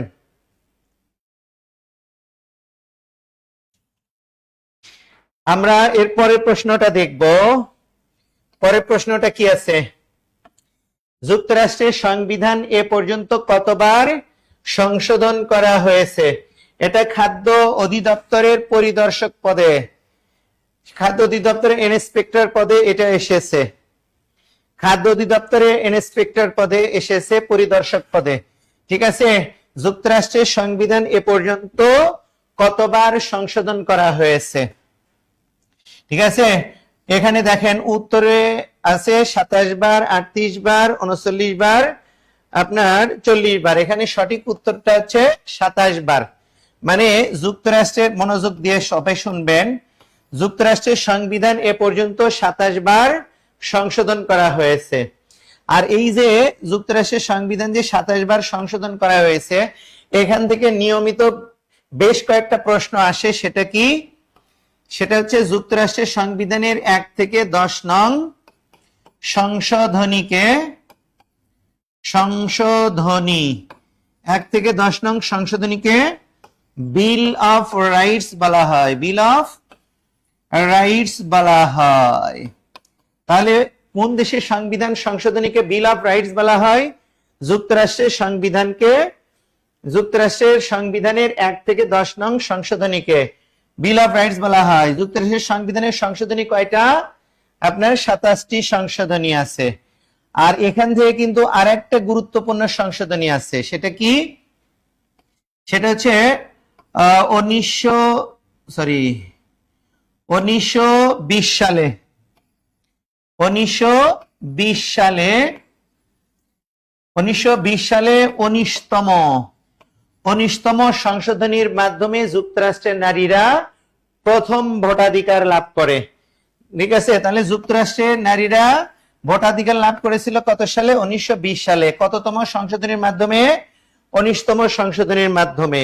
ঠিক আছে, মানে আমরা যুক্তরাষ্ট্রের সংবিধান সংশোধনী থেকেও গুরুত্বপূর্ণ কিছু তথ্য জানলাম, যে যুক্তরাষ্ট্রের সংবিধান কতবার সংশোধন করা হয়েছে? মোট 27 বার। এই 27 বার সংশোধনীর মধ্যে 1 থেকে 10 নং সংশোধনী কাকে কি বলা হয়? বিল অফ রাইটস বলা হয়। আর যুক্তরাষ্ট্রের সংবিধানের 19তম সংশোধনীর মাধ্যমে 1920 সালে যুক্তরাষ্ট্রের নারীরা প্রথম কি লাভ করে? ভোটাধিকার লাভ করে। তাতে কি ক্লিয়ার? এই তাহলে এখানে সঠিক হচ্ছে 27 বার। আমরা 17 নম্বর প্রশ্ন দেখব। আনুষ্ঠানিকভাবে স্বাধীনতার ঘোষণাপত্র কবে জারি করা হয়? আনুষ্ঠানিকভাবে স্বাধীনতার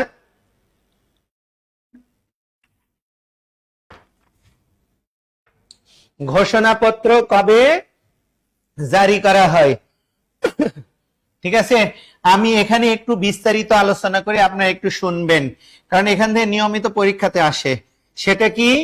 সেটা হচ্ছে 1971 এর 26 মার্চ থেকে 1972 এর 16 ডিসেম্বর। 16 ডিসেম্বর এই যে সময়, 16 ডিসেম্বর বর্তমান সংবিধান কার্যকর হয়েছিল। এই মাঝখানের এই গ্যাপটাতে আমরা দুটা অস্থায়ী অবলিক অন্তর্বর্তীকালীন সংবিধান পাই। একটা কি? একটা হচ্ছে স্বাধীনতার ঘোষণাপত্র। স্বাধীনতার ঘোষণাপত্র, যাকে ইংরেজিতে কি বলা হয়? প্রোক্লামেশন অফ ইন্ডিপেন্ডেন্স বলা হয়। প্রোক্লামেশন অফ কি বলা হয়? ইন্ডিপেন্ডেন্স। আর একটা কি? অস্থায়ী সংবিধান আদেশ 1972। অস্থায়ী সংবিধান আদেশ 1972। ঠিক আছে, তাহলে 1971 সালের 26 মার্চ থেকে 1972 সালের 16 ডিসেম্বর আমরা কি পাই? দুটা অস্থায়ী অবলিক অন্তর্বর্তীকালীন সংবিধান পাই। তার একটা কি? স্বাধীনতার ঘোষণাপত্র, আর একটা কি? অস্থায়ী সংবিধান আদেশ 1972। তার ভিতরে একটা কি? একটা হচ্ছে স্বাধীনতার ঘোষণাপত্র। মানে প্রশ্নে চেয়েছে আনুষ্ঠানিকভাবে স্বাধীনতার ঘোষণাপত্র কবে জারি করা হয়? কবে জারি করা হয়? ঠিক আছে, জারি করা হয় কবে? সেটা কি? জারি করা হয়, এখানে লিখবেন জারি করা হয় 10 এপ্রিল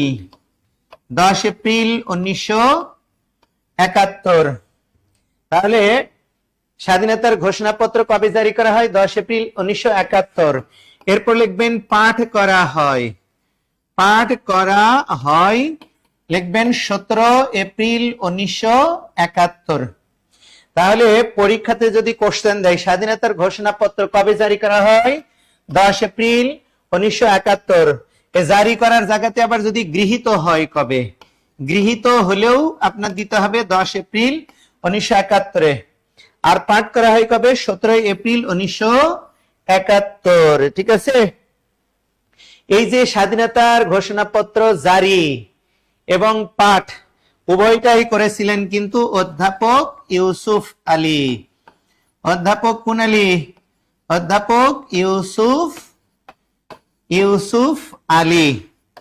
তাহলে পরীক্ষাতে কোশ্চেন দেয় বাংলাদেশের স্বাধীনতার ঘোষণাপত্র কে জারি করেছিলেন? জারি করেছিলেন অধ্যাপক ইউসুফ আলী। পাঠ করেছিলেন কে? সেটাও কে? অধ্যাপক ইউসুফ আলী। তাহলে এখানে আনুষ্ঠানিকভাবে স্বাধীনতার ঘোষণাপত্র কবে জারি করা হয়? 10 এপ্রিল 1971। এটাই হচ্ছে সঠিক উত্তর। আর মনে রাখবেন এই কারণেই কিন্তু 10 এপ্রিল তারিখকে বাংলাদেশে প্রজাতন্ত্র দিবস পালন করার দাবি করা হয়। মানে দেখবেন তাজউদ্দিন আহমদ এর ছেলে সোহেল তাজ কিন্তু মানে সরকার প্রধানের সাথে সাক্ষাৎ করত, সাক্ষাৎ করে 4টা করে দাবি দিয়ে আসতো। তার ভিতরে একটা দাবি কি? 10 এপ্রিল তারিখকে বাংলাদেশে প্রজাতন্ত্র দিবস পালন করতে হবে, কারণ বাংলাদেশ নামক প্রজাতন্ত্র ঘোষিতই হয়েছিল 10 এপ্রিল 1971। কিসের মাধ্যমে? এই স্বাধীনতার ঘোষণাপত্রের মাধ্যমে। আর এই স্বাধীনতার ঘোষণাপত্রে কিন্তু 510টা শব্দ আছে, জানেন? 510টা শব্দ আছে। আর এই স্বাধীনতার ঘোষণাপত্রে 4 জন ব্যক্তির নাম উল্লেখ আছে। একটাকে শেখ মুজিবুর রহমান, আর একটাকে সৈয়দ নজরুল ইসলাম, আর একটাকে অধ্যাপক ইউসুফ আলী, আর একটাকে ইয়াহিয়া খান। আর এই স্বাধীনতার ঘোষণাপত্রের প্রণেতা হচ্ছে অধ্যাপক রেহমান সোবহান। অধ্যাপক রেহমান সোবহান। ঠিক আছে, আর এই স্বাধীনতার ঘোষণাপত্রের সাংবিধানিক দিকগুলো পর্যালোচনা করেছিলেন ব্যারিস্টার আমিরুল ইসলাম। ব্যারিস্টার আমিরুল ইসলাম পরীক্ষাতে কোশ্চেন দেয়, বাংলাদেশের স্বাধীনতার ঘোষণাপত্রের সাংবিধানিক দিকগুলোকে পর্যালোচনা করেছিলেন ব্যারিস্টার আমিরুল ইসলাম। কথা কি ক্লিয়ার? এই তাহলে আমরা স্বাধীনতার ঘোষণাপত্রের উপরে মোটামুটি একটা কি গুরুত্বপূর্ণ কিছু তথ্য জানলাম। এর পরের প্রশ্নটা আমরা দেখব, বেশি সময় নাই তো। পরের প্রশ্নটা, গণপরিষদ আদেশ জারি করা হয়, এটা জাতীয় রাজস্ব বোর্ডের সহকারী রাজস্ব কর্মকর্তা 2015-তে এসেছে। স্বাধীনতার ঘোষণাপত্র গণপরিষদ আমাদের সংবিধান প্রণয়নের জন্য, ঠিক আছে, আমাদের সংবিধান প্রণয়নের জন্য 1972 সালের 23শে মার্চ তৎকালীন রাষ্ট্রপতি বিচারপতি আবু সাইদ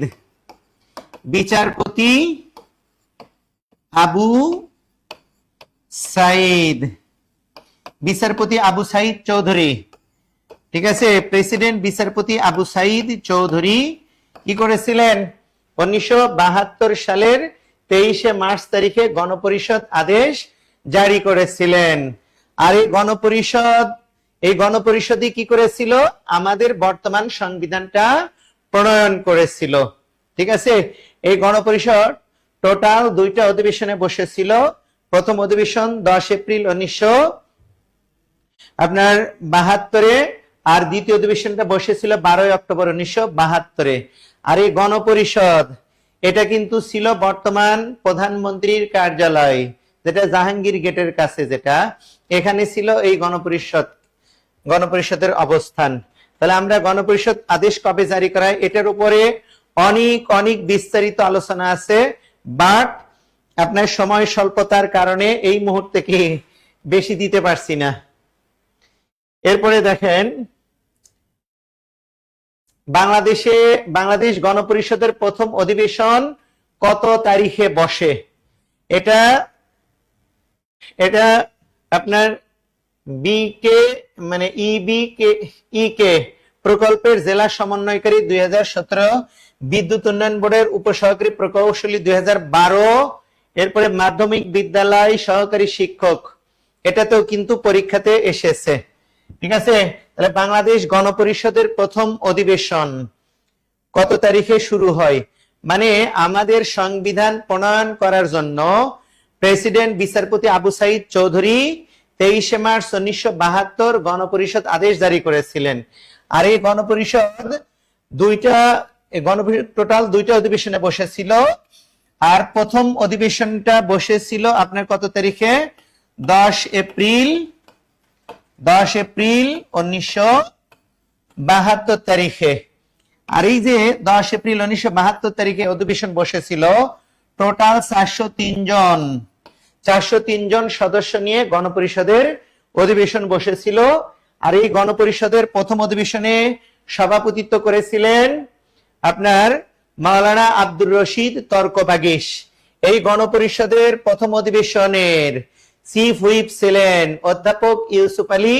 এই গণপরিষদের প্রথম স্পিকার ছিলেন শাহ আব্দুল হামিদ।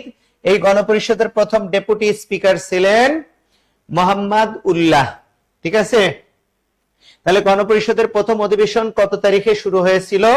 সঠিক উত্তরটা হচ্ছে 10 এপ্রিল 1972 গণপরিষদের প্রথম অধিবেশন বসে। এগুলো কিন্তু আমি সংবিধানের ক্লাসে বিস্তারিত আপনাদেরকে কিন্তু দেই, ঠিক আছে, বিস্তারিত। আশা রাখি সংবিধান পড়াবো বিস্তারিত করে, বিসিএস ব্যাচ যদি হন বিস্তারিত পড়াবো। এটা আপনাকে নিয়ে ভাবতে হবে, যে কারো ক্লাসের সাথে তুলনা করবেন, চ্যালেঞ্জ দিয়ে আপনাকে পড়াবো, বুঝলেন না এই কথা? চ্যালেঞ্জ দিয়ে পড়াবো আপনাকে।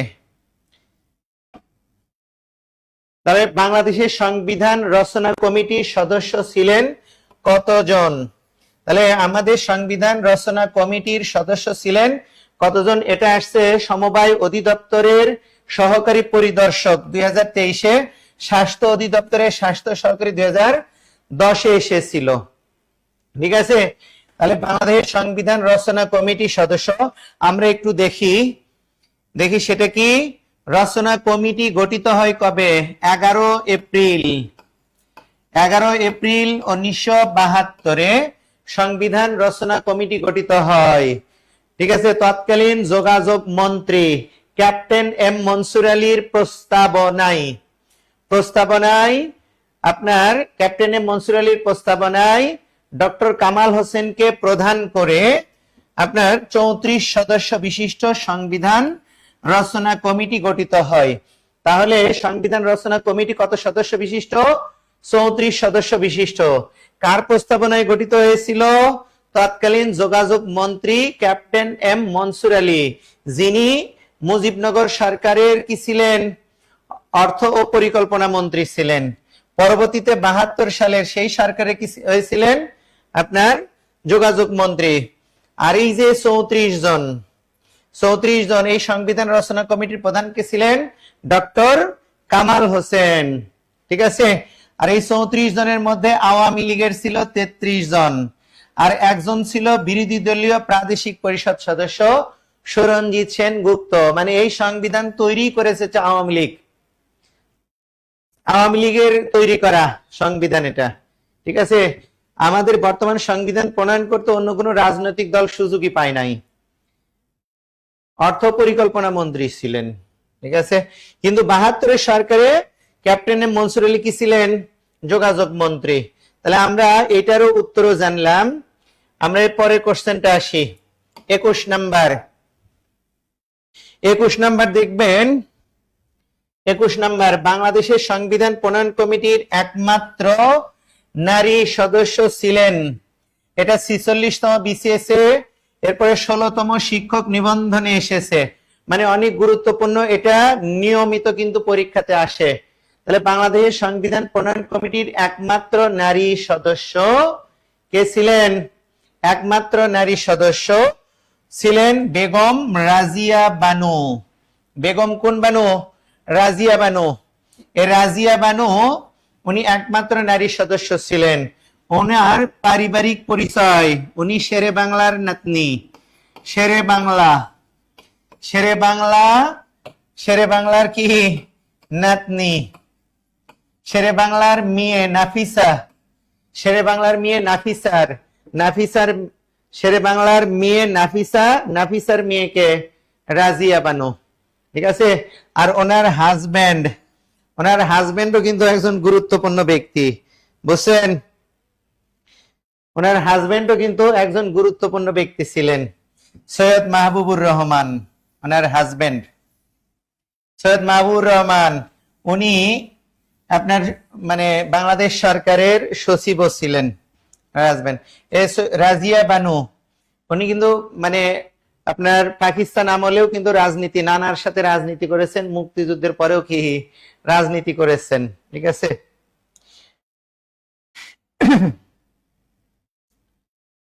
এরপরে দেখেন বাংলাদেশ সংবিধান হাতে লেখার দায়িত্ব কার উপরে ন্যস্ত ছিল? সংবিধান হাতে লেখার দায়িত্ব কার উপরে ন্যস্ত ছিল? ঠিক আছে, বাংলাদেশ সংবিধান হাতে লেখার দায়িত্ব কার উপরে ন্যস্ত ছিল? এটা 43তম BCS এ আসছে। দেখেন এই যে এখানে যারা অপশনে হাশেম খান, AKM আব্দুর রউফ, আবুল বারাক আলভী, সমরজিৎ রায় চৌধুরী, এরা প্রত্যেকেই কিন্তু আমাদের সংবিধানের সাথে কি যুক্ত নাম, কিন্তু যুক্ত নাম। হাশেম খান উনি আমাদের সংবিধানের আপনার কি করেছিলেন? মূল রূপকার মানে কি জানেন? মানে আমাদের সংবিধান অলংকরণ কমিটি ছিল 5 সদস্য বিশিষ্ট। একটা শিল্পী হাশেম খান, জনাবুল ইসলাম, সমরজিৎ রায় চৌধুরী, আবুল বারাক আলভী, তারপরে শিল্পাচার্য জয়নুল আবেদিন। ঠিক আছে, এরা কি করেছিলেন? আমাদের সংবিধানের অঙ্গসজ্জা করেছিলেন। মানে আমাদের সংবিধানটার প্রচ্ছদ এগুলো করেছিলেন কে? হাশেম খান, আবুল বারাক আলভী, সমরজিৎ রায় চৌধুরী। তবে এই সংবিধানটা হাতে লিখেছিলেন AKM আব্দুর রউফ। AKM আব্দুর রউফ উনি কিন্তু খুলনার কৃতি সন্তান। AKM আব্দুর রউফ উনি ওনার অনেকগুলো ভালো ভালো কার্যক্রম আছে। AKM আব্দুর রউফ উনি এই বিশেষ অবদানের জন্য 2010 সালে আপনার স্বাধীনতা মানে 21শে পদক এবং 2016 সালে আপনার স্বাধীনতা পদক লাভ করেছেন। আপনার AKM আব্দুর রউফ আমাদের সংবিধানটা হাতে লেখার কারণে 2010 সালে 21শে পদক এবং 2016 সালে স্বাধীনতা পদককে লাভ করেছিলেন। AKM আব্দুর রউফ ওনার আরো বিশেষ আপনার কাজ আছে, সেটা কি জানেন? সেটা কেউ বলতে পারবেন?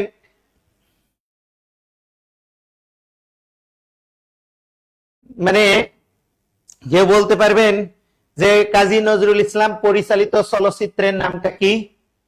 কাজী নজরুল ইসলাম পরিচালিত চলচ্চিত্রের নামটা কি? পরিচালিত চলচ্চিত্রের নাম হচ্ছে ধ্রুব। চলচ্চিত্রের নামটা কি? ধ্রুব। এটা 1934 সালে তৈরি করা হয়েছিল। এই ধ্রুব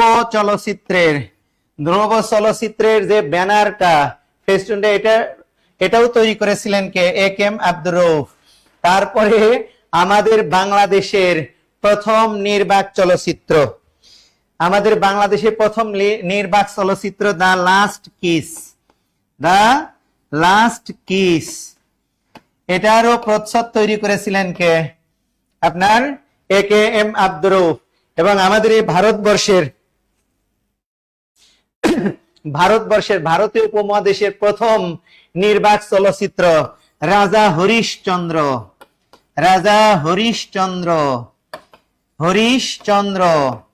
এটারও প্রচ্ছদ তৈরি করেছিলেন কে? AKM আব্দুর রউফ। মানে উনি কিন্তু ক্যাডার সার্ভিস অফিসারও ছিলেন পাকিস্তান সিভিল সার্ভিসের। আবার বাংলাদেশ আমলে বাংলাদেশ ফিল্ম আর্কাইভস এর প্রতিষ্ঠাতা মানে চেয়ারম্যান AKM আব্দুর রউফ। মানে উনি কাজী নজরুল ইসলামের ধ্রুব চলচ্চিত্রেরও প্রচ্ছদ করেছিলেন। আবার বাংলাদেশের প্রথম নির্বাক চলচ্চিত্র দ্য লাস্ট কিস, এটারও প্রচ্ছদ করেছিলেন। ভারত উপমহাদেশের প্রথম নির্বাক চলচ্চিত্র রাজা হরিশচন্দ্র, এটারও প্রচ্ছদ করেছিলেন AKM আব্দুর রউফ, খুলনার কৃতি সন্তান। এরপরে আসেন আমরা পরের প্রশ্নটা দেখব।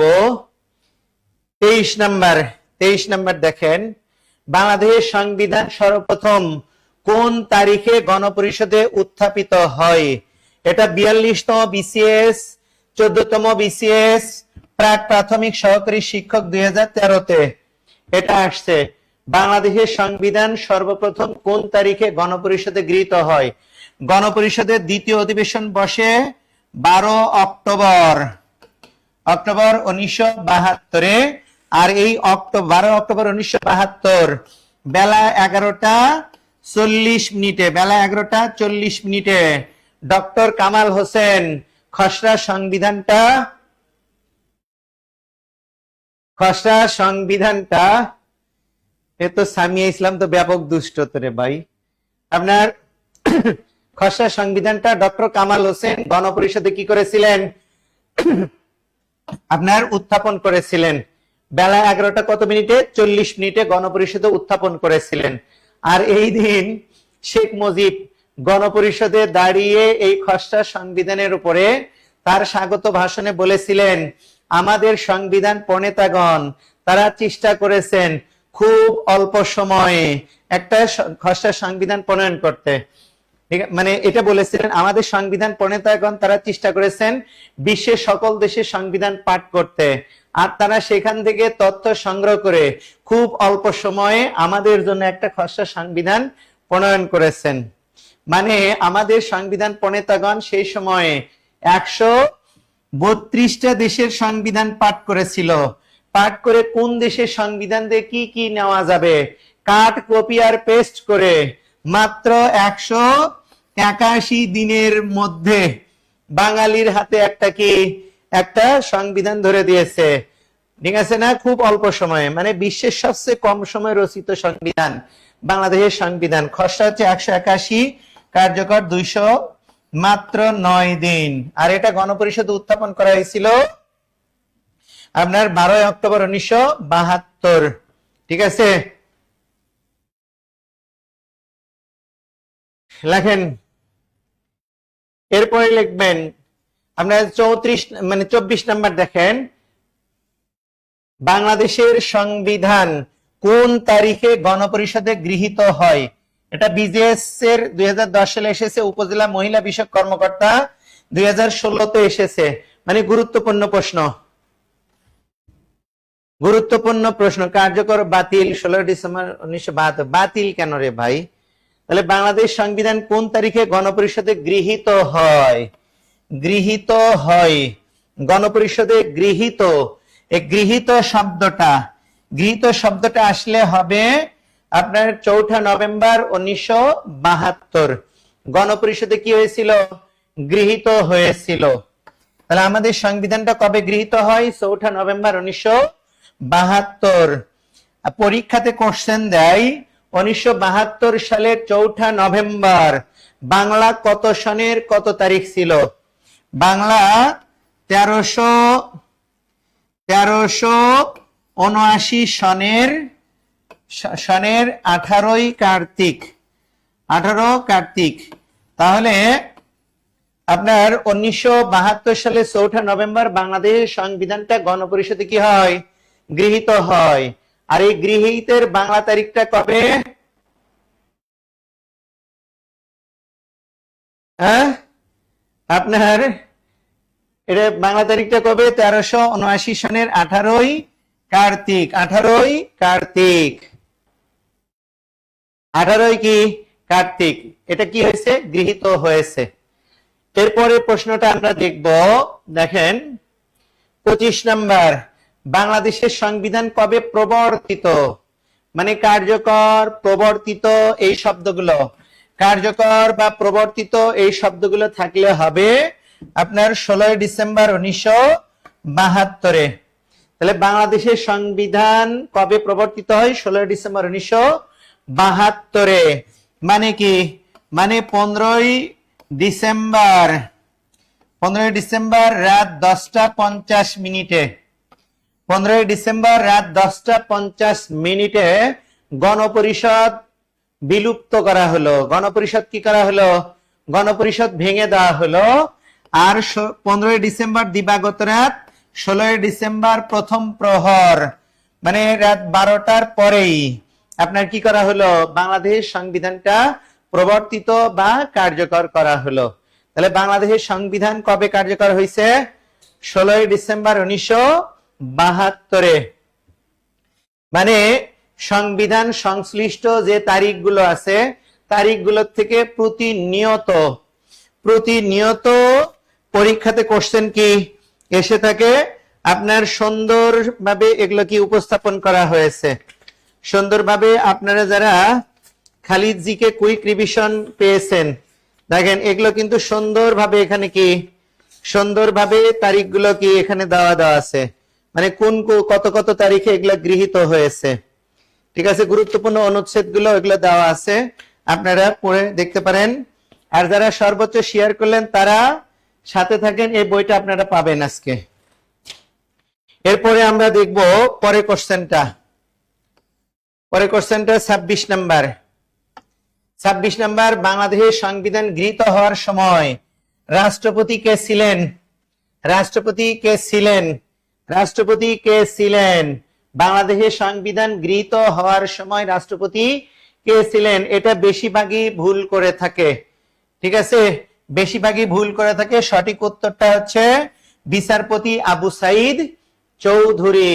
উনি কি ছিলেন? উনি আমাদের সংবিধান গৃহীত হওয়ার টাইমে উনি বাংলাদেশের রাষ্ট্রপতি ছিলেন। প্রধানমন্ত্রী ছিলেন শেখ মুজিবুর রহমান। স্পিকার ছিলেন গৃহীত হওয়ার টাইমে, রাষ্ট্রপতি স্পিকার ছিলেন তখন তো ভারপ্রাপ্ত স্পিকার, কারণ স্পিকারের শাহ আব্দুল হামিদ মারা গেছিলেন। ভারপ্রাপ্ত স্পিকার ছিলেন মোহাম্মদুল্লাহ। গণপরিষদের চিফ হুইপ ছিলেন আপনার অধ্যাপক ইউসুফ আলী। ঠিক আছে, এই বিষয়গুলো আবু সাইদ চৌধুরী, ওনার বাড়ি টাঙ্গাইল জেলার কালিহাতীতে। এই বিচারপতি আবু সাইদ চৌধুরী, ওনাকে কি বলা হয়ে থাকে জানেন? ওনাকে বাংলাদেশের প্রথম সাংবিধানিক রাষ্ট্রপতি বলা হয় এবং বাংলাদেশের প্রথম নির্বাচিত রাষ্ট্রপতি বলা হয়। এই বিচারপতি আবু সাইদ চৌধুরী উনি আপনার ঢাকা বিশ্ববিদ্যালয়ের অর্থনীতি বিভাগের অধ্যাপক ছিলেন এবং শেখ মুজিবের অর্থ উপদেষ্টা ছিলেন। 6 দফার প্রণেতাদের ভিতরে একজন বিচারপতি আবু সাইদ চৌধুরী। এবং মুক্তিযুদ্ধ শুরু হইলে উনি তাজউদ্দিন আহমেদ, ব্যারিস্টার আমিরুল ইসলাম তারাই দিল্লিতে গমন করে 3 এপ্রিল তারিখে ইন্দিরা গান্ধীর সাথে সাক্ষাৎ করে মুজিবনগর সরকার বা অস্থায়ী সরকার, প্রবাসী সরকার গঠনের উদ্যোগ নিয়েছিলেন। ঠিক আছে। আর এই বিচারপতি আবু সাইদ চৌধুরী উনি মুক্তিযুদ্ধ শুরু হইলে উনি কি করেছিলেন, এই বিচারপতি আবু সাইদ চৌধুরী এই বিচারপতি আবু সাইদ চৌধুরী আমার একটু ইনফরমেশন একটু গ্যাপ হয়ে গেল। এই বিচারপতি আবু সাইদ চৌধুরী বাড়ি টাঙ্গাইল জেলার কালিহাতীতে। ঠিক আছে। ওনার বাবা ছিলেন খান বাহাদুর আব্দুল হাকিম চৌধুরী, ছিলেন ব্রিটিশ সিভিল সার্ভিসের পররাষ্ট্র ক্যাডার। এই আবু সাইদ চৌধুরীর বাবা আপনার 1947 সালে দেশ বিভাগের পরে পাকিস্তান দূতাবাসে যোগদান করেন এবং আপনার কলকাতাতে পাকিস্তান দূতাবাসের প্রথম ডেপুটি হাই কমিশনার ছিলেন। আপনার 1961 সালের দিকে আইয়ুব খান আবু সাইদ চৌধুরীকে সংবিধান রচনা কমিটির সদস্য বানান। আর তাদের মাধ্যমে 1962 সালে আইয়ুব খানের আইয়ুবীয় সংবিধান প্রণীত হয়। সেই সংবিধান অনুসারে 1963 সালে আইয়ুব খান আবু সাইদ চৌধুরীকে সুপ্রিম কোর্টের অতিরিক্ত বিচারপতি নিযুক্ত করেন। আর 1965 সালে আবু সাইদ চৌধুরী পূর্ণ বিচারপতি হন। এই কারণে ওনাকে বলা হয় থাকে বিচারপতি আবু সাইদ চৌধুরী। 1969 সালে আইয়ুব খান তাকে ঢাকা বিশ্ববিদ্যালয়ের ভিসির দায়িত্ব প্রদান করেন। এই ভিসি থাকা অবস্থায় 1971 সালের মার্চ মাসে যখন বাংলাদেশে অসহযোগ আন্দোলন চলছে, আবু সাইদ চৌধুরী তখন আপনার জার্মানিতে মানবাধিকার সম্মেলনে ছিলেন। সেখানে যখন শুনছে ওনার অবর্তমানে ওনার ঢাকা বিশ্ববিদ্যালয়ের ছাত্রদের উপরে গুলি চালানো হয়েছে, তখন উনি কি করেছিলেন, উনি ঢাকা বিশ্ববিদ্যালয়ের ভিসি থেকে পদত্যাগ করেন, চলে যান লন্ডনে।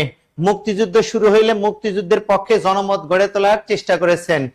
আর আপনার মুক্তিযুদ্ধ প্রবাসী সরকার গঠিত হইলে প্রবাসী সরকার তাকে মুক্তিযুদ্ধ চলাকালীন বহির্বিশ্বের বিশেষ দূত নিযুক্ত করে। মুক্তিযুদ্ধ শেষ, শেখ মুজিব বাংলাদেশে তো আসলো, আসার পরে 12 জানুয়ারি 1972 বাংলাদেশের নবগঠিত আপনার যেটা মুজিবনগর সরকার ছিল, 12 জানুয়ারি 1972 ভেঙে দিয়ে নতুন যে সরকার গঠন করা হয়েছিল তার রাষ্ট্রপতি বানাইছিলেন কাকে, আবু সাইদ চৌধুরীকে। আর এই আবু সাইদ চৌধুরী প্রেসিডেন্ট থাকা অবস্থায় আমাদের সংবিধান প্রণীত হয়। এই কারণে বাংলাদেশের প্রথম সাংবিধানিক রাষ্ট্রপতি বলা হয় কাকে, আবু সাইদ চৌধুরীকে।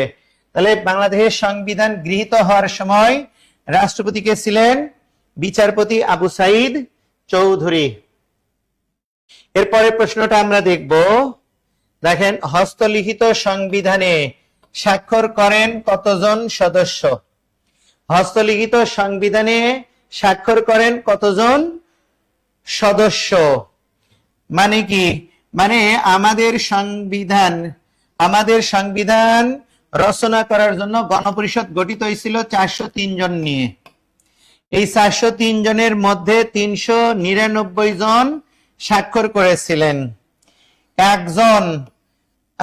একজন স্বাক্ষর প্রদান থেকে বিরত থাকেন। 3 জন আপনার মারা গেছিলেন, যেমন স্পিকার শাহ আব্দুল হামিদ নিজেই মারা গেছিলেন। 399 জন স্বাক্ষর করেন। এই যে 399 জন স্বাক্ষর করেন, এর ভিতরে সর্বশেষ স্বাক্ষরকারী ছিলেন সাদির উদ্দিন আহমেদ নেত্রকোনা। সাদির উদ্দিন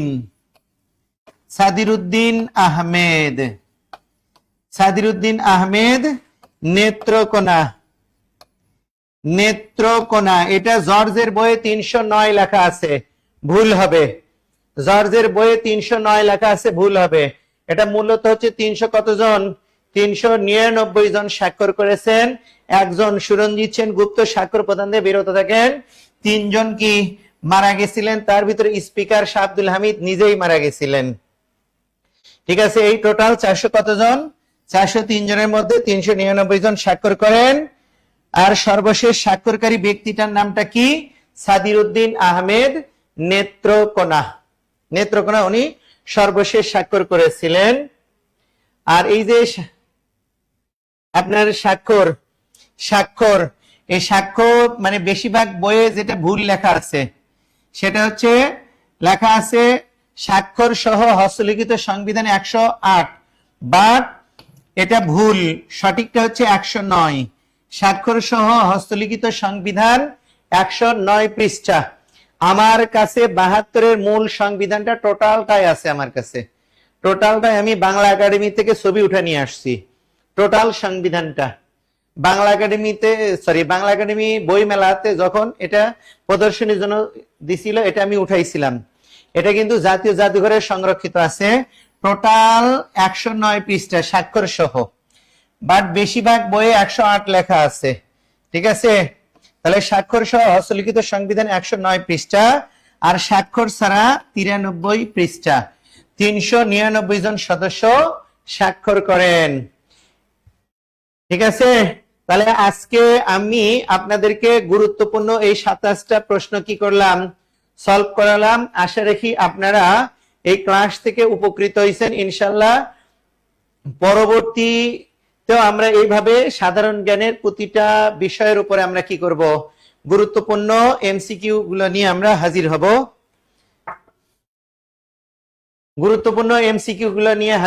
ব্যাখ্যামূলক। আশা রাখি আপনারা উপকৃত হবেন। ঠিক আছে, এই আলোচনাটা কেমন লাগলো সবাই একটু শেয়ার করেন। আলোচনাটা কেমন লাগলো আজকের আলোচনাটা? ঠিক আছে, আলোচনাটা কেমন লাগলো সবাই একটু শেয়ার করবেন। কি অবস্থা, কেমন আছেন স্যার? এই তো আলহামদুলিল্লাহ। শ্রীকৃষ্ণ কীর্তন করুন। এখন শ্রীকৃষ্ণ কীর্তন দেন, আমি সংবিধান দিলাম। এখন শ্রীকৃষ্ণ কীর্তন হবে। শ্রীকৃষ্ণ কখন জন্মগ্রহণ করেছিল বলেন ভাই? এই জন্মটা আমার মনেতে আছে। হবে শ্রীকৃষ্ণ। আচ্ছা, কেমন আছেন সবাই? তারপর তুমি 856 সালে। আচ্ছা, আমাদের সাবিনা, মমতাজ, আর আছে কে, শরীফুল ইসলাম, শফিকুল ইসলাম।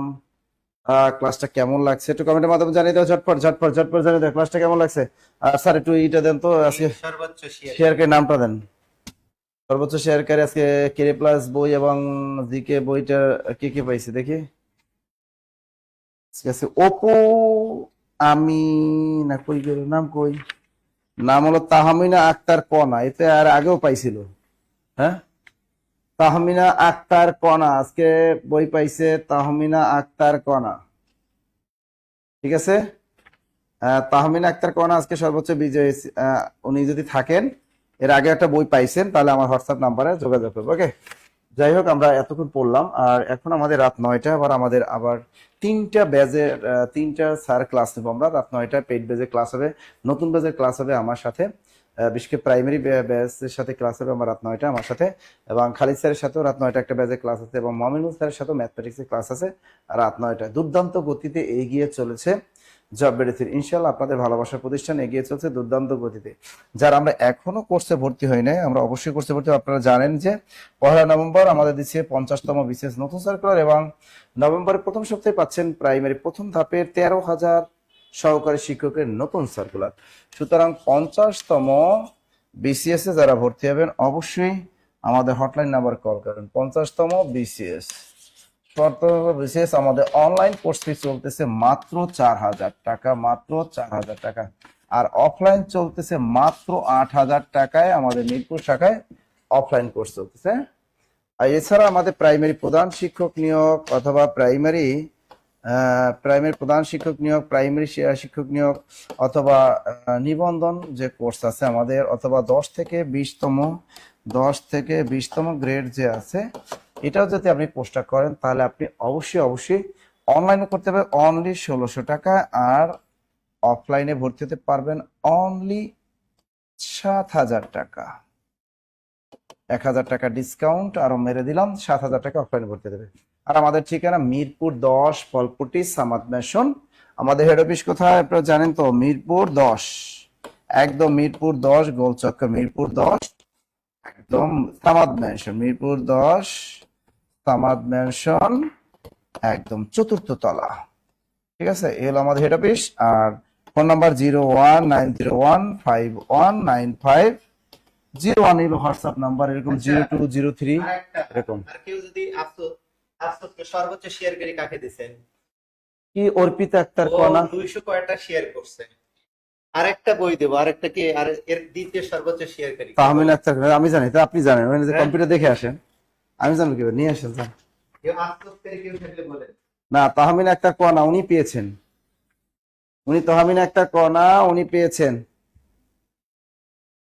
ওরে কোনা আসো তুমি, স্যার নাম্বারটা নাই, ফোন নষ্ট হয়ে গেছে। ওকে বেবি, টেনশন নিও না, আমি তোমাকে নাম্বারটা দিয়ে দিচ্ছি। আমার এই নাম্বার হোয়াটসঅ্যাপ, নাম ঠিকানা দিয়ে দাও। 0101755072190, আমার এই নাম্বারে হোয়াটসঅ্যাপে নাম ঠিকানা দিয়ে দাও। ওকে ওকে ওকে ওকে ওকে ওকে। মানে প্রতিদিন লিস্ট এখন থেকে যাদের চাকরি দরকার, প্রতিদিন বিসিএস পরীক্ষা দিবেন, প্রতিদিন 8 থেকে 10 ঘন্টা পড়াশোনা করবেন। প্রাইমারি পরীক্ষা দেবেন, অবশ্যই আপনাকে 5 থেকে 8 ঘন্টা পড়াশোনা করতে হবে প্রাইমারি পরীক্ষার জন্য। এছাড়া অন্যান্য 10 থেকে 20 মিনিটের চাকরি যদি পেতে হয়, তাহলে আপনাকে সবচেয়ে বেশি পড়াশোনা করতে হবে। পড়াশোনার কোনো বিকল্প নেই, বিকল্প নেই। ওকে, ঠিক আছে, সবাই ভালো থাকবেন। আর দেখা হবে আমাদের আবার রাত 9টা, এখন একটা ক্লাস আছে, 3টা ব্যাচের সাথে আমার 3জন টিচারদের ক্লাস আছে। স্যার এত শেয়ার করেও পেলাম না, ইস রে, আহারে আহারে আহারে আহারে।